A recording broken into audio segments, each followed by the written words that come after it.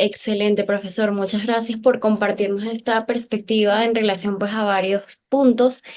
Y justamente uno de los que conversábamos hace un par de minutos era en relación a cómo el gobierno o cómo el Estado financia sus gastos. Comentábamos un poco que pues la primera opción es a través de los impuestos y justamente ese punto es uno de las nuevas propuestas que se quieren reformular en este nuevo gobierno. Según este plan de gobierno que presentó Milei, se quitarían cerca del 90% de los tributos que representan hoy en día un 2% del PIB. ¿Esta medida no sería un aliciente en la inflación? ¿Qué impacto podría tener? El tema impositivo en Argentina es sumamente complejo. ¿Por qué? Porque es un sistema enmarañado en el cual conviven, saquen la cuenta, aproximadamente unos 150 impuestos. 150. Entre ellos se consiguen impuestos municipales, provinciales y nacionales. Pueden impactar de manera conjunta a los agentes económicos a los cuales se les aplica. Por esto, es de muy difícil comprensión el sistema impositivo tributario en Argentina. Hay una forma de simplificar el análisis y aquí voy a echar mano a un reporte que hicieron muy interesante, ya se los voy a comentar. Eh, uh, Les dije 150 impuestos, pero en general los más importantes son 10. Ellos recaudan alrededor del 90% de toda la carga impositiva. ¿Sí? Y aquí hay varios impuestos que son distorsivos. El reporte que les mencioné es muy interesante, lo hace el Instituto Argentino de Análisis Fiscal.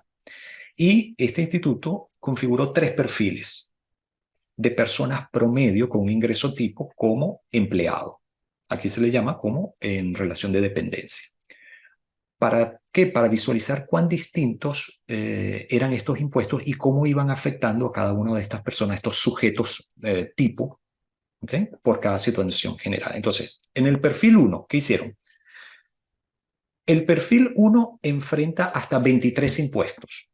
Es el que menos paga. Lo hace cuando consume alimentos, bebidas, cuando accede a cada uno de los servicios públicos, al contratar Internet o alguna plataforma de streaming. En ese conjunto impositivo hay 11 tributos nacionales, 5 provinciales y 7 municipales. Perfil 2. Agrega los consumos del perfil 1, características propias de la clase media. Es decir, vamos al renglón de la clase media. Suponiendo que esa persona promedio asiste, por ejemplo, a salas de cine, recitales, conciertos, de manera más o menos regular, que ahorra en dólares y que, como posee automóvil y casa, paga seguro. Entonces, abona 37 impuestos, 16 nacionales, 7 provinciales y 14 municipales. Aquí tengo mi material de respaldo del informe. Está muy, muy interesante, se puede conseguir por internet. Entonces, del perfil 1 al 2, el que da mayor salto al nivel municipal es el 2, porque se duplican las tasas por pagar. Pero en el perfil 3, el último, ya se corresponde con la clase alta y ¿qué hace? Le añade al ritmo de vida del perfil 2 que viaje periódicamente por avión por cuestiones de trabajo y que tiende a vacacionar el exterior. Además, cuando compra un automóvil lo hace nuevo de paquete de agencia. Entonces, en total, este perfil abona 48 impuestos, 27 nacionales, 7 provinciales y 14 municipales. Del perfil 2 al 3, el salto importante donde se da en los impuestos nacionales, mientras que en los otros niveles no hay variaciones, aparecen nuevo 11 impuestos nacionales más. Entonces, fíjense qué interesante. Este escenario de 3 ciudadanos promedio resulta muy ilustrativo. Y ahora les invito a hacer algo semejante con los diferentes tipos de empresa. Fíjense, no son 3 ciudadanos tipos, sino son multitud de empresas que son sometidos a una carga tributaria tan diversa como esta. Deja algo en evidencia. Hay un serio problema para la implementación de la política impositiva. Es un sistema que ahoga al sector productivo y que tiene una clara característica de ineficiencia. ¿Qué necesita el país? Necesita una reforma impositiva global. No solo para transformarlo en un sistema claro, un sistema simple, un sistema efectivo, sino también para ponerlo en línea con una reforma del Estado que le dé prioridad a la eficiencia en qué, en recaudación y en la administración de los recursos. Este sistema, como está, da cuenta de una voracidad impresionante del Estado, al que se le critica mucho porque recauda mal y encima está acostumbrado a gastar más de lo que recauda. Nada de esto es posible si no se alcanza previamente un amplio consenso entre las fuerzas políticas involucradas, porque estas reformas no se pueden llevar a cabo con decretos. Entonces, un punto relevante es poner el foco en lo importante primero. ¿Por qué? Porque la economía enfrenta la necesidad de un ajuste durante los primeros meses del gobierno que la va a llevar a una situación de estanflación. Recordemos que la estanflación no es estancamiento con inflación, sino recesión con inflación. Es decir, la economía va a caer y va a seguir padeciendo de la inflación. Esa magnitud de los desequilibrios heredados requiere adoptar medidas de shock que probablemente todo apunta a que van a ser muy recesivas al comienzo. Entonces, una reforma de Estado que puede generar ahorros inmediatos ocurre si se reduce la cantidad de empleados, por ejemplo, contratados, pero cada acción genera una reacción, eso va a generar resistencia de los gremios estatales. Los anuncios económicos del presidente hasta ahora han aportado cierta claridad respecto al rumbo inicial. Se sabe que no hay dinero, no hay forma de obtenerse el financiamiento, no se va a poder levantar el control de cambios en el corto plazo. Estas medidas van a ser recesivas. No va, ya lo vimos en la primera parte de las preguntas de la entrevista, no va a poder aplicarse la dolarización porque no están las condiciones dadas. Entonces, fíjense, eh, eh, el escenario es complejo, ¿sí? Y una reforma del Estado que es necesaria puede generar los ahorros, pero está condicionada al apoyo y la sostenibilidad política. Y recordemos que del partido del presidente, La Libertad Avanza, no tiene mayoría en ninguna de las dos cámaras, ni en diputados, ni en senadores. Entonces, el resumen de lo que les estoy diciendo es que el objetivo de corto plazo debe colocarse, enfocarse en el problema fiscal para luego pasar a las reformas estructurales y solamente cuando se alcancen esos ajustes es que se puede hablar ya de la parte monetaria. Entonces estamos hablando primero del tema fiscal, las restricciones de las exportaciones, de una reforma laboral y solo después de haber avanzado en eso entonces tiene sentido hablar de las reformas monetarias. La última parte de la pregunta estaba dirigida hacia la reducción de los impuestos y el efecto sobre la inflación, ¿sí? Que no Correcto, me equivoco. Bien.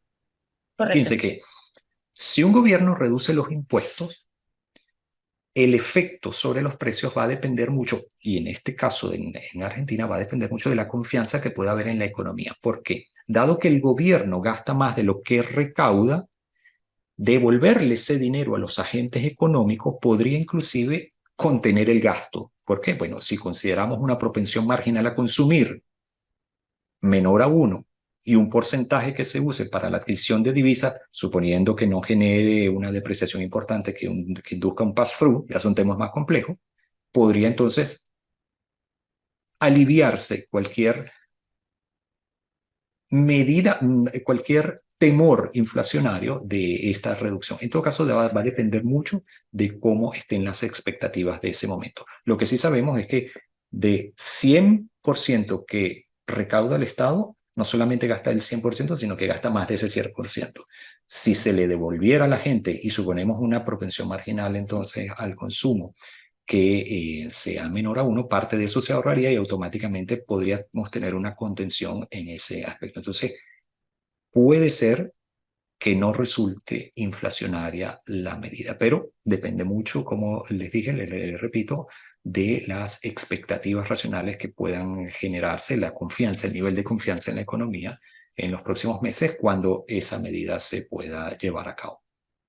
Bueno, continuando con esta conversación, pues, en la cual hemos ya ido entendiendo un poco más, ¿no? Las implicaciones de todas estas políticas que se pueden venir para la Argentina.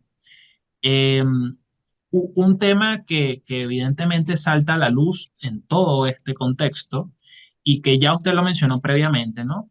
Es el tema de las privatizaciones. De hecho, usted mencionaba que dentro de esa cantidad de herramientas con las cuales cuenta el Estado para, de alguna manera, reducir ese déficit, pues se encontraba el caso de las privatizaciones, ¿no? Básicamente, pues, vender las empresas que mantiene el Estado, que son propiedad del Estado, a privados que de alguna manera, pues, lo puedan administrar y, primero que todo, sea una menor carga para el Estado y por otra parte pues puedan generar más ingresos, sean más eficientes para que de esa manera pues los impuestos que puedan generarse a través de estas empresas pues puedan invertirse en áreas más importantes, en áreas más críticas, para evitar precisamente ese estado grande que pues termina siendo completamente ineficiente, ¿no?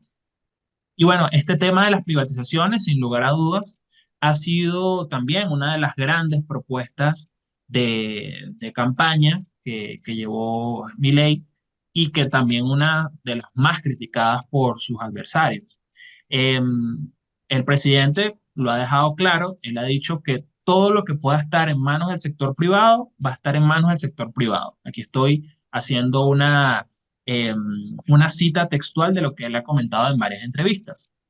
En este sentido, ¿no? El presidente ya adelantó que apenas asumiera iba a iniciar una ola de privatizaciones de todas estas empresas deficitarias que arrancaría, entre otras, ¿no?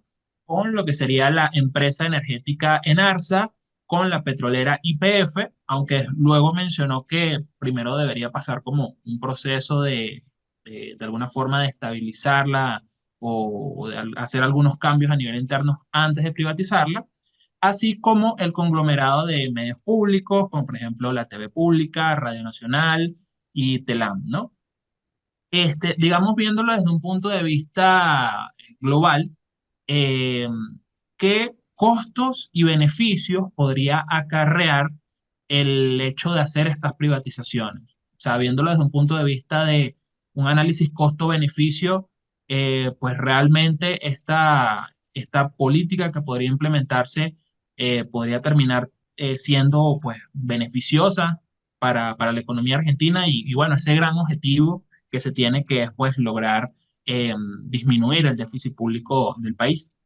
Bien, con el foco en el ajuste fiscal, como lo hemos estado comentando, el gobierno recién electo también tiene el ojo puesto en las empresas públicas que demandarían el año que viene recursos aproximadamente por el 1% del PIB. Pero llevar un número cercano a cero lo destinado a estas partidas no va a ser sencillo. ¿Por qué? Porque el recorte para esas empresas públicas ya se ha comenzado a realizar, ya fue planteado. De hecho, el presupuesto que se presentó para el 2024 que envió el gobierno que salió hoy, es decir, el gobierno conformado por Alberto Fernández y su ministro de Economía, Sergio Massa, quien también fue candidato presidencial, el cual obviamente debe ser replanteado, pero sirve como referencia, ya planteaba bajar el envío de las partidas de las asignaciones públicas del Tesoro para financiar gastos corrientes de estas empresas públicas, de 1% a 0,6% del PIB. Eso según la Oficina de Presupuesto del Congreso. ¿Sí? Entonces, a grandes rasgos, el Estado tiene aproximadamente 34 empresas públicas, sin contar YPF, que es la petrolera, El gobierno, el Estado en todo caso, es el accionista mayoritario de YPF y esta no requiere de financiamiento presupuestario debido a que es superavitaria, tiene un manejo que le resulta financieramente positivo. Y dentro de ese universo de 34 empresas hay realidades muy distintas. Los gastos corrientes presupuestados para las empresas públicas son de aproximadamente 2.1 billones con 12 ceros de pesos, con un gran peso en lo que es la red de ferrocarriles, la red ferroviaria del país. ¿Para qué? Principalmente para subsidiar tarifas y pagar salarios. Otra parte importante es la importación de combustibles dentro de esa área. Entonces, recortar recursos para el sistema ferroviario supondría que aumentar la tarifa, supondría que privatizarlo, pero esto es virtualmente imposible si no se le garantiza al sector privado una rentabilidad. Recuerden la diferencia que hay entre el costo de operación por viaje a lo que paga. Estamos hablando de 3%. Entonces, si no hay una rentabilidad, es imposible privatizar la parte del transporte ferroviario. Entonces, no es posible, no existe. Para 2024, ese sistema que les comenté ferroviario estaría necesitando aproximadamente 650.000 millones de fondos públicos para operar. ¿Eso en dólares cuánto es? Aproximadamente unos 700 millones de dólares. En lo que respecta a los medios de publicación de comunicación pública que usted mencionaba, le cuestan aproximadamente al contribuyente unos 54.000 millones de pesos, eso es un poco menos de 100 millones de dólares. Un conjunto de empresas que estarían contratando, dándole empleo aproximadamente a unos 3.100, 3.200 personas. Entonces, estas empresas casi no generan ingresos propios, particularmente las de comunicación. Por eso están de primeras en la lista de privatización. Por un lado, y desde el punto de vista estrictamente económico, estrictamente financiero, la privatización de los medios públicos tiene un efecto de ahorro de recursos. Pero hay que recordar algo, estamos hablando de una economía completa. No todo es económico. Hay otros elementos que deberían considerarse, ya que la falta de medios de comunicación, por ejemplo, puede tener costos significativos en términos de acceso a la información, transparencia, participación cívica, incluso en la salud democrática en general. Es decir, estos son temas que ya no están dentro de la óptica principal, primordial, única de la economía y la finanza. Ya es un complejo conjunto de factores que involucran a sectores de la economía y características, no solamente, como le mencioné, de la parte económica y financiera, sino también de la parte social e incluso política. Entonces, los temas de privatización, más allá del renglón económico y financiero, son temas que, a mi parecer, deberían ser tratados con expertos para cada una de las áreas, para no dejar lugar a dudas de que son puntos que representan características mucho más profundas que el simple término económico, que el simple término financiero. Pero al principio, si están en un déficit y se privatizan, hay una ganancia económico-financiera. Pero no todo es económico y financiero. Hay que ver cuál es la ventaja de tener dentro de la economía empresas que pueden dar lugar a beneficios, lo que se conoce como aguas abajo. Le menciono un caso por poner solo uno: Aerolíneas Argentinas. Un gobierno podría darse el lujo de operar a déficit una aerolínea si promueve el turismo que reactiva la actividad económica en ciertas áreas, que puede mejorar el ingreso de los trabajadores, es decir, reducir el desempleo en esas áreas, Y entonces es como una transferencia indirecta que se le da a esa área para que se pueda gestionar. Entonces se puede diseñar un plan para operar a pérdida esos sectores para que usted pueda tener un desarrollo aguas abajo de la población que allí vive. Y eso es uno de tantos ejemplos. Valga la acotación, Aerolíneas Argentinas cerró el año sin tocar el presupuesto asignado, es decir, eh, pudo generar un superávit financiero. A veces existe una demonización de la empresa pública. Yo siempre hago esta pregunta. ¿Una empresa pública es buena o es mala? No es tan fácil la respuesta porque hay un matiz que va mucho más allá de la operación y resultado económico y financiero porque se busca dentro de la eficacia otros objetivos que no sean económicos y financieros. Cuando se privatiza, lo más probable es que se busque la ganancia económica, la ganancia financiera. La empresa pública puede buscar otros objetivos más allá de esa ganancia. Lo que sí es cierto es que cuando el mantenimiento de ciertas empresas se vuelve un pozo sin pozo sin fondo, hay que reestructurarla, no importa que sea pública o sea privada. Es decir, si una empresa pública está bien manejada y está consiguiendo sus objetivos y para ello no cuenta con un déficit insostenible, puede considerarse la opción de mantenerla en el tiempo porque genera otros beneficios dentro de la cadena de formación de riqueza dentro de la economía. Ahora, si se convierte en un pozo sin fondo y en una fuente de corrupción y de manejo no probo de los recursos, obviamente hay que destinarla a otros fines. Excelente, profe. Hemos pues identificado ciertas perspectivas interesantes en relación sobre todo a la parte microeconómica, el funcionamiento de la empresa, subsidios, todo este tema que tiene repercusiones más directamente con el empresariado y por ende en el consumidor. Ahora otro punto que queríamos conversar es en relación más a la parte macroeconómica e incluso internacional. El presidente Milei ha comentado acerca de una apertura comercial irrestricta en el sentido de que propone seguir la experiencia chilena y evitar todo tipo de limitaciones, bien sea para importar o para exportar, específicamente pues afianzando relaciones con Estados Unidos, la Unión Europea y sus aliados.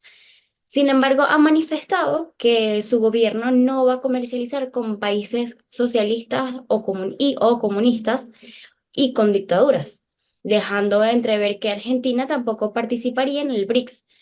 Y esto va justamente un poco en contraposición con esa idea que tenían hace un par de semanas que habían incluso confirmado la participación. Este viraje en la política comercial podría afectar negativamente a la economía argentina. ¿O en este contexto actual conviene más bien una estrategia en alianza con Washington? Bien, aquí hay que separar dos cosas, la parte económica y la parte geopolítica. Son dos temas muy diferentes y que implican análisis diferentes. Yo me voy a concentrar primordialmente en el análisis económico, porque no soy especialista en la parte geopolítica. Puedo saber de algunas cosas, de algunas referencias, pero no soy especialista en área. Entonces, una cosa es la política oficial hacia ciertos países y otra es la política comercial que ejecutan los gobiernos para facilitar la interacción, el intercambio comercial de los privados. En el caso de Brasil y China son importantes socios comerciales de la Argentina que no van a desaparecer de un día para el otro de la escena, porque tienen un comercio muy significativo, un peso significativo en el total del comercio del país. Por otro lado, para que la industria pueda tener y mantener la competitividad, es necesario primero avanzar ¿en qué? En reformas estructurales que le den base, piso económico a esa competitividad. ¿De qué estamos hablando? De una reforma fiscal, por lo menos hacer sostenible el déficit, y si se llega a alcanzar el equilibrio fiscal, pues tendría más margen de maniobra para entonces luego realizar la reforma laboral. ¿Para qué es la reforma laboral?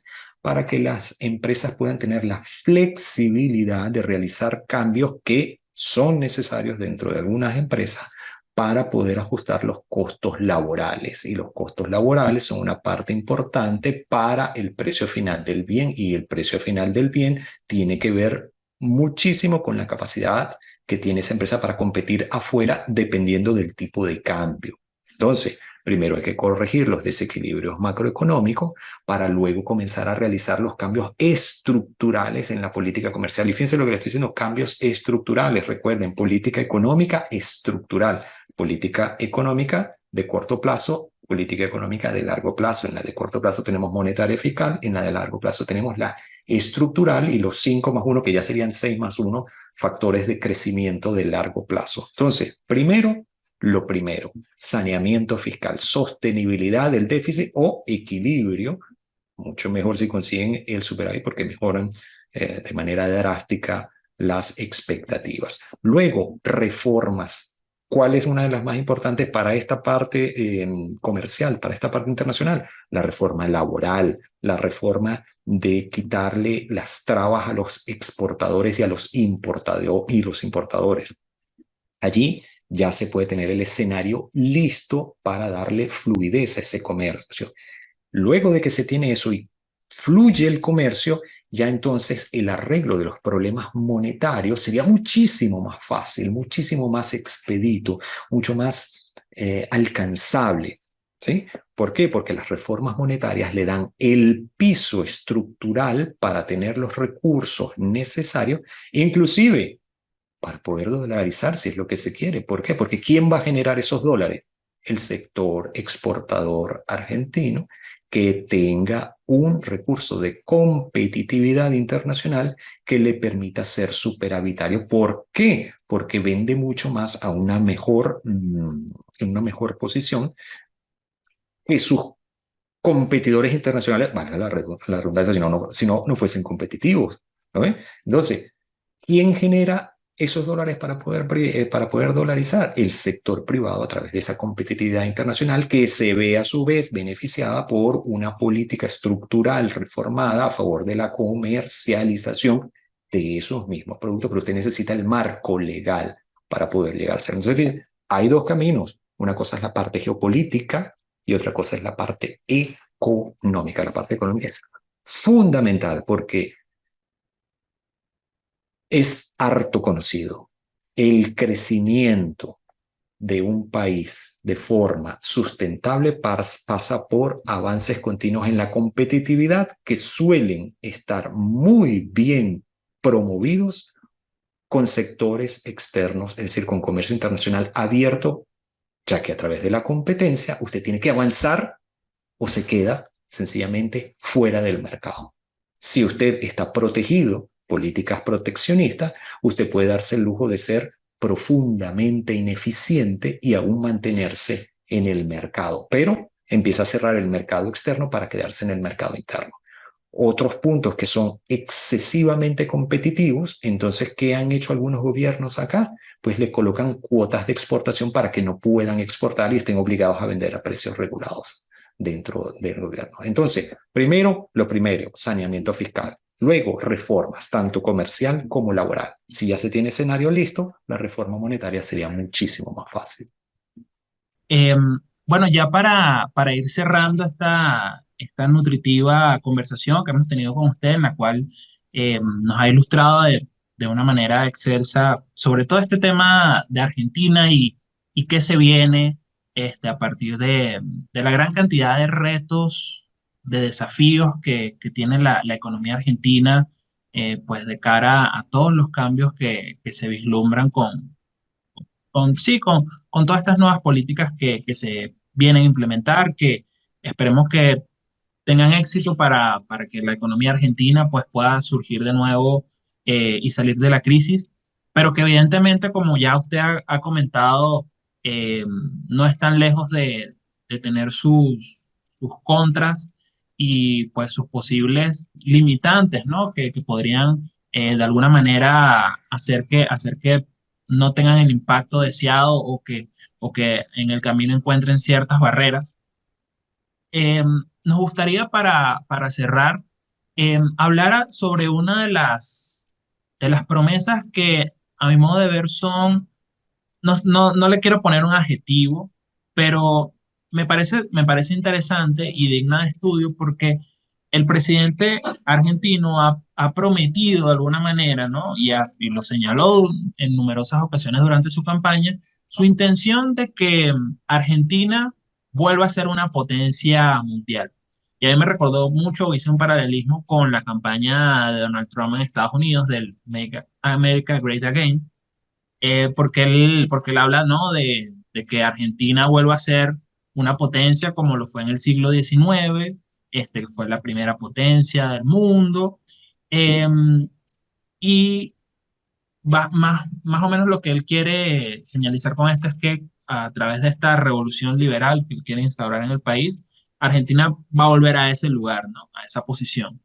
Sin embargo, como ya hemos hecho referencia y hemos pues, señalado a lo largo de la discusión, la economía argentina a día de hoy pues, se encuentra en un estado sumamente crítico, con niveles de pobreza de más del 40%, con una inflación interanual de aproximadamente 142,70% y bueno, una deuda de aproximadamente 44.000 millones de dólares con el Fondo Monetario Internacional.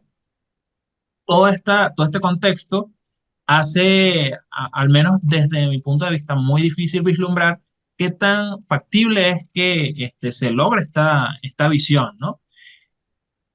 Ahora bien, entendiendo que lograr este tipo de cosas, como ya usted ha señalado desde el inicio de esta entrevista, se requiere de cierto número de políticas estructurales que va más allá del tema meramente monetario, fiscal, que puede ser algo más de corto o mediano plazo. ¿Qué tan factible o usted cree que es posible lograrlo en un horizonte de corto plazo como el que representa posiblemente uno o dos periodos presidenciales? ¿Realmente establecer este tipo de políticas estructurales es posible lograrlas en este corto periodo de tiempo? Esa es la pregunta clave que queríamos ahondar, porque creo que marca un punto sumamente clave que usted ha mencionado pues, a lo largo de toda la entrevista y que va a marcar la pauta en qué sucederá en los próximos años en la economía argentina. ¿Quiere la respuesta corta o la respuesta larga? Bueno, Porque si estamos mal de respuesta corta. tiempo, le doy la respuesta corta. En el corto plazo, no. Podríamos pasar a la próxima, o si estamos un poquito mejor de tiempo. Fíjense, lo primero que sería interesante analizar sería, bueno, ¿qué quieren decir con la palabra potencia? Yo como economista considero que es una potencia cuando es una potencia económica. Un país es potencia cuando es potencia económica. Y cuando es potencia económica hay dos vertientes. Una, que tiene un peso absoluto sobre la cantidad de producto generado que puede ser colocado en mercados internacionales, o puede ser una potencia más bien interna donde su PIB per cápita, es decir, la fortaleza de la generación de riqueza por eh, cada ciudadano de ese país, esté entre lo más alto del mundo. En general, para que un país pueda ser potencia desde el punto de vista económico, tiene que convertirse en potencia exportadora. Es decir, tiene que tener una capacidad exportadora preferiblemente diversificada, porque no es muy sostenible que sea una potencia exportadora con uno o dos recursos, a menos que usted tenga una cantidad de población muy pequeña y una disponibilidad de recursos naturales muy, muy grande. Caso Kuwait, caso Arabia Saudita. Pero esos son casos muy contados. Para convertirse en una verdadera potencia global, el país tiene que entonces dirigirse hacia la exportación, tiene que convertirse en una fuerza exportadora preferiblemente diversificada.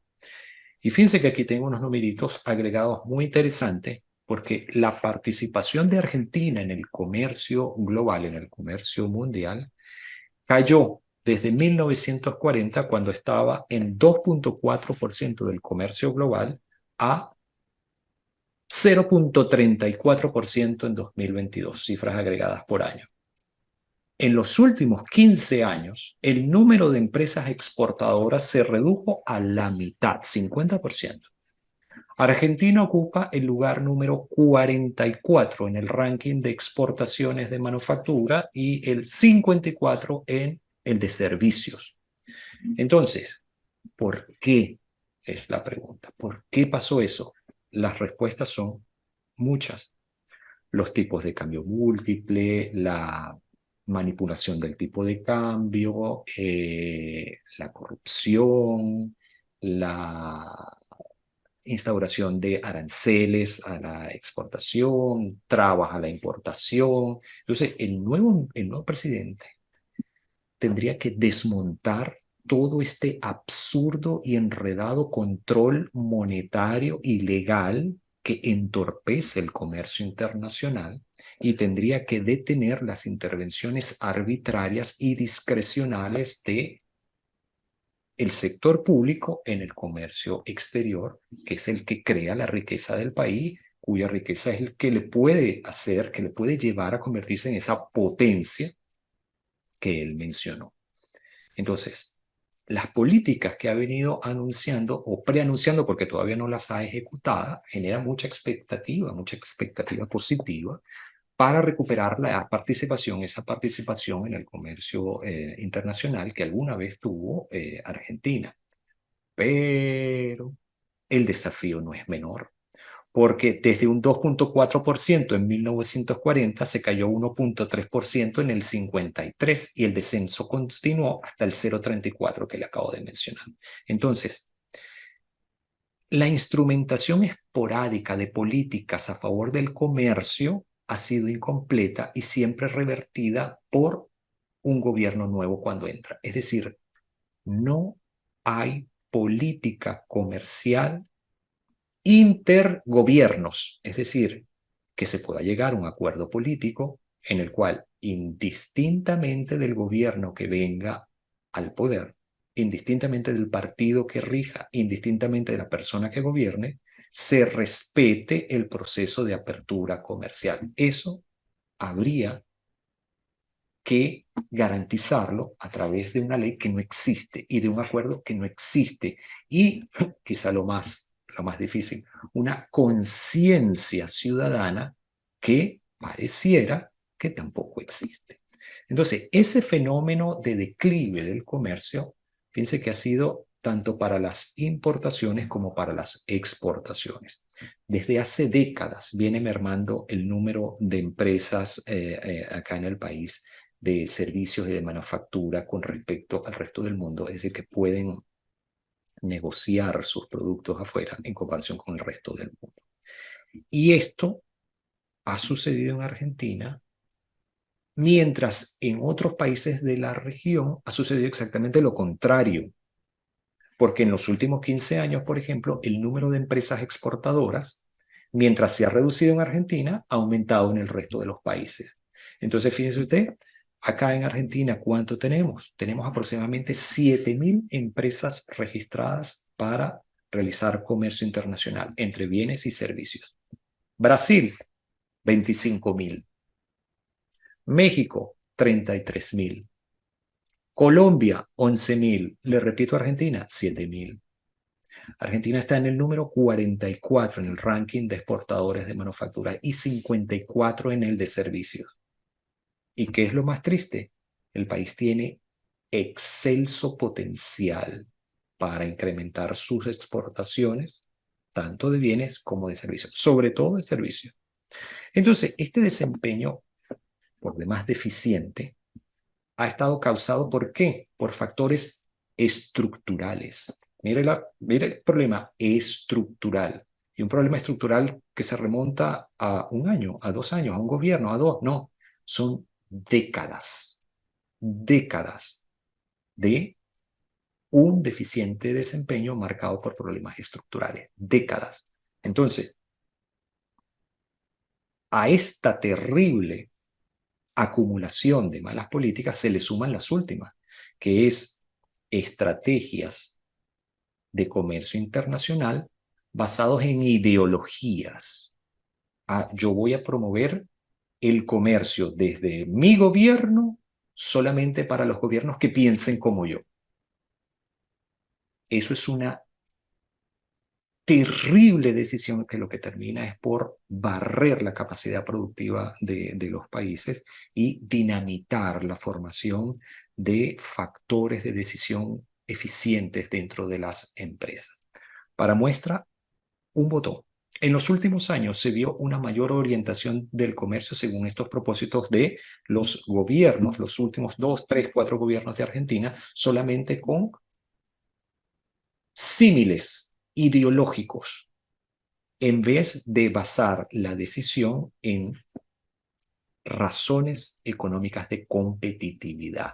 Entonces, estamos hablando de una merma en la capacidad, de una merma en la toma de decisiones, en una merma de la capacidad empresarial, en una merma del capital disponible para que ellos operen, una merma de competitividad, y todo esto se traduce en problemas tras problemas tras problemas. Una de las cosas que yo he encontrado es que la dedicación que tienen los gerentes dentro de las compañías, algunas compañías a las cuales le hemos prestado el servicio de consultoría, es que tienen un enmarañado sistema de tomas de decisiones donde el factor económico está relegado a un tercer, cuarto, quinto lugar, porque lo más importante es contar con la bendición absoluta del regente político de turno, que deja de lado la consecución de mejoras en la parte económica efectiva de competitividad. Y esto tan solo hablando de los factores de tipo de cambio preferencial y de formaciones de estructuras impositivas diferenciadas. ¿Por qué? Por todos estos gobiernos. Entonces, fíjense que el comercio internacional es un camino de doble vía, de A a B y de B a A, importaciones y exportaciones. Aquellos países que potencian la capacidad exportadora son los que terminan más abiertos hacia el mundo, se internacionalizan, se globalizan y tienen que competir. Cuando compiten ganan eficiencia y se vuelven más robustos en la cadena productiva. Estos países han ido eliminando de manera progresiva, porque no lo puede hacer de la noche a la mañana, sus barreras proteccionistas, aranceles, y son estos también los países que han mostrado una elevada relación entre las exportaciones y las importaciones con el Producto Interno Bruto, PIB. Entonces, todo esto, toda esta visión deformada nos estarían amarrando como país a teorías que ya se suponían superadas, teorías mercantilistas, alineadas por un malentendido nacionalismo, habiendo comprendido y sostenido durante tantos años la utilidad de los postulados del comercio internacional, que ustedes como profesionales en el área conocen muy bien, que son los postulados de David Ricardo y Adam Smith. Entonces, el triunfo del nuevo presidente abre una expectativa de cambio, sin lugar a duda.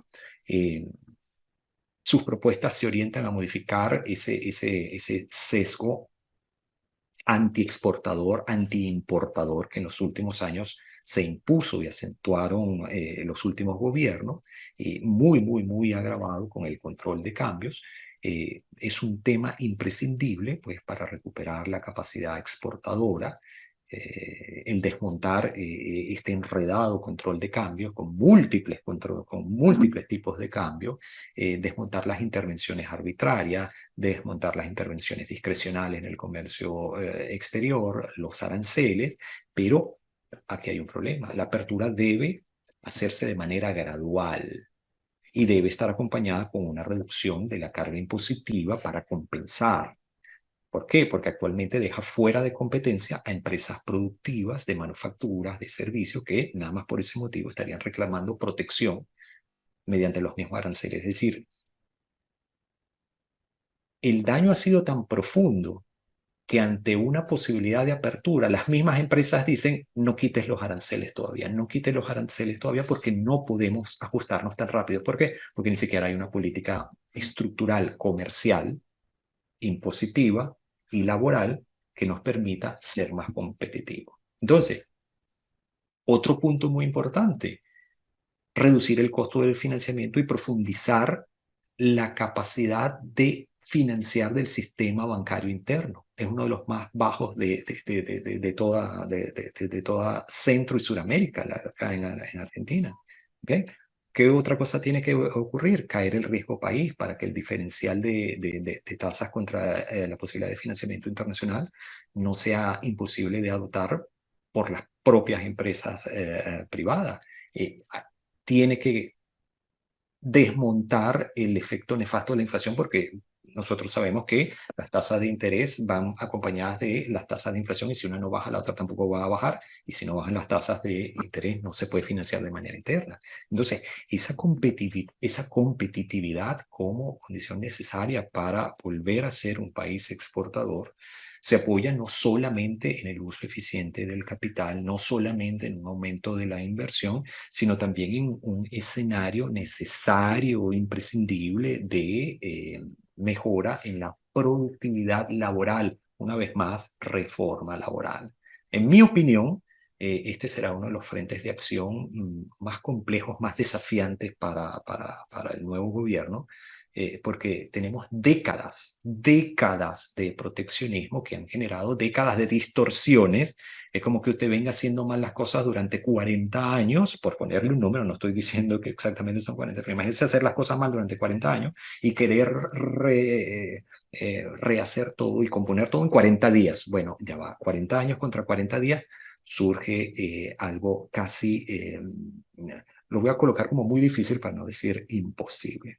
Décadas de proteccionismo basado en una falsa protección de derechos del trabajador porque se juega con esa necesidad de los trabajadores y se le manipula de manera burda, terrible, para que apoye sistemas autodestructivos de la empresa exportadora. Entonces, todo esto debe instrumentarse en un marco jurídico propicio para poder sustentar esa productividad. Como ya hemos visto, la situación económica, la situación social es extremadamente grave y se va a requerir no solo mucha franqueza, sino mucho apoyo para que prele una respuesta social mayoritaria conjunta que despierte la conciencia en la sociedad, en el resto del sector político, para que se colabore en torno a una política comercial intergubernamental, es decir, no dentro de un gobierno, sino dentro de muchos gobiernos, ¿sí? Porque esto es importantísimo para poder resolver esta problemática. ¿Y cuál va a ser el problema? Bueno, nosotros sabemos que cuando se abre la economía y se compite, desaparecen los sectores ineficientes que fueron promovidos por políticas proteccionistas. ¿Y quiénes se van a oponer a esto? Bueno, pues todos los beneficiarios de ese sistema que en un abrir y cerrar de ojos, cuando la economía se abra, van a ver evaporados sus privilegios y esa rentabilidad de esos nichos no sostenibles, sino creados a través de factores de manipulación política y económica. Excelente, profe. Muchísimas gracias por ilustrarnos en este tema tan interesante. Efectivamente, eso que usted comenta, creo que es vital. Mucha paciencia y mucha perseverancia para obtener respuestas, porque al parecer todos estamos como que con mucha incertidumbre con este tema, porque claro, representa un gran desafío, tal y como lo comentó usted. Así que bueno, esperemos auguramos también un futuro bastante provechoso, productivo y próspero para la nación argentina y que pues siga siendo un pilar importante en Latinoamérica. Muchísimas gracias, profe, por este agradable espacio. Realmente fue muy fructífero. Aprendimos muchísimo de usted nuevamente y qué gran honor que tenerlo aquí en esta increíble entrevista. Esperamos pues tener una colaboración nuevamente en el futuro porque realmente no paramos de aprender. Día a día surgen tantas cosas en este mundo que el conocimiento es infinito, así que de la mano con usted sería una gran oportunidad de nuevo. Muchas gracias nuevamente. Perfecto, muchas gracias y felicitaciones una vez más por su proyecto. A mí me complace mucho ver jóvenes como ustedes comprometidos, motivados con esta área de conocimiento tan relevante, importante y apasionante como es la economía.